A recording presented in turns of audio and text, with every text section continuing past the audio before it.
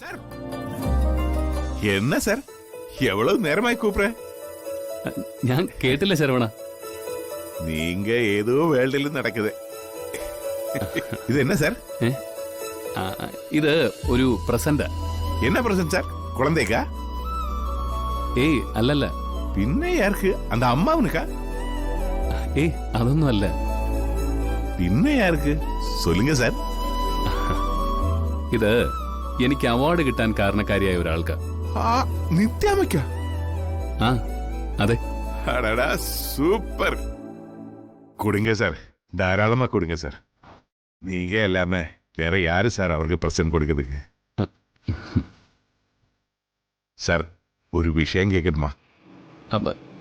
ചോദിച്ചു. சார் இனி எதுக்கு சார் நீங்க ஒரு வீட்டில் நித்யாம வேறொரு வீட்டில்?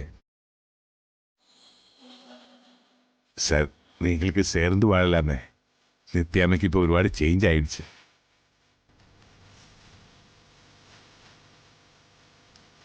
നിത്യയുടെ ചേഞ്ച് ഒന്നും എനിക്കറിയില്ല ശരവണ. നിത്യ എൻ്റെ പുസ്തകം പ്രസിദ്ധീകരിച്ചു. എനിക്ക് കിട്ടിയ അവാർഡിൽ എന്നെക്കാൾ സന്തോഷിക്കുകയും ചെയ്യുന്നുണ്ട്. പക്ഷേ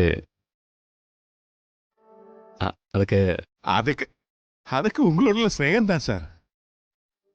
ആയിരിക്കട്ടെ ശരവണ.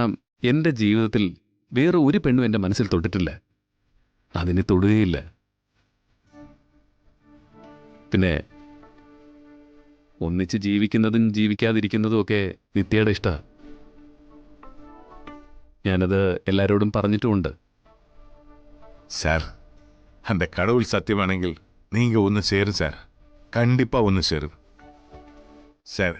நீங்க இந்த பரிசு கொடுக்கும்போது அவரு உங்களை பார்த்து ஒன்று சிரிக்கும் சார். அது நீங்க மௌனமாய் பாருங்க சார்.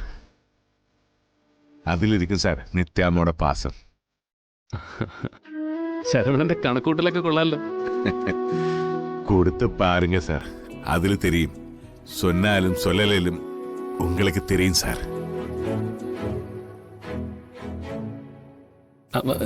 ശരവണൻ കേറിക്കോ. Thank you sir, thank you.